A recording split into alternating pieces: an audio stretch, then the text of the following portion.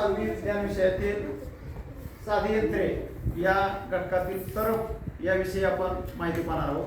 तर बघा, आपणाला तरफ याविषयी माहिती आहे. एखादं शेतकरी आपल्या शेतामध्ये रुतलेला मोठा दगड काढण्यासाठी एक मजबूत अशी पहार वापरतो आणि अशा जी यंत्र आहे या यंत्रालाच आपण तरफ म्हणतो.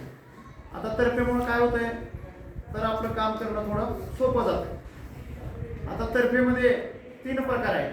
आता तरफेचा जो पहिला प्रकार आहे त्या तरफेच्या पहिल्या प्रकारामध्ये लक्ष द्या, तर एका बाजूला बहार असतो, दुसऱ्या बाजूला बल असतो आणि मध्ये टेकू असतो. हा तरफेचा पहिला प्रकार आहे. तर आपण म्हणतो की आपण तराजूमध्ये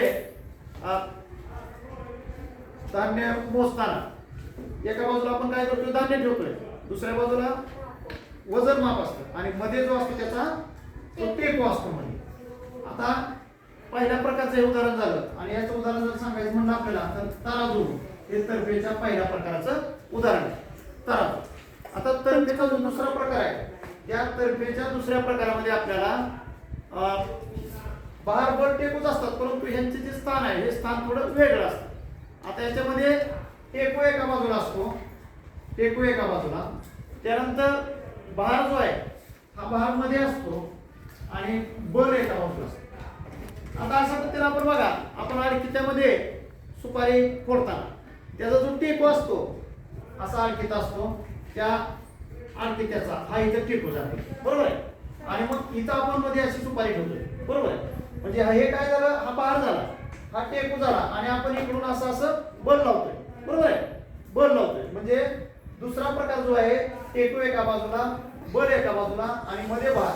म्हणजे सुपारी जी आहे आपण फोडतोय ते झालं बहार झाला, हे आपण बल लावतोय आणि हा झाला इकडे टेकू झाला.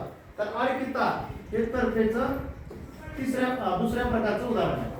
आता तरफेचा जो तिसरा प्रकार आहे या तिसऱ्या प्रकारामध्ये आपल्याला टेकू एका बाजूला असतो. आता इथं आपण काय म्हणलंय, बहार इकडे आहे, तर बहार इकडे असतो आणि बल मध्ये असतो.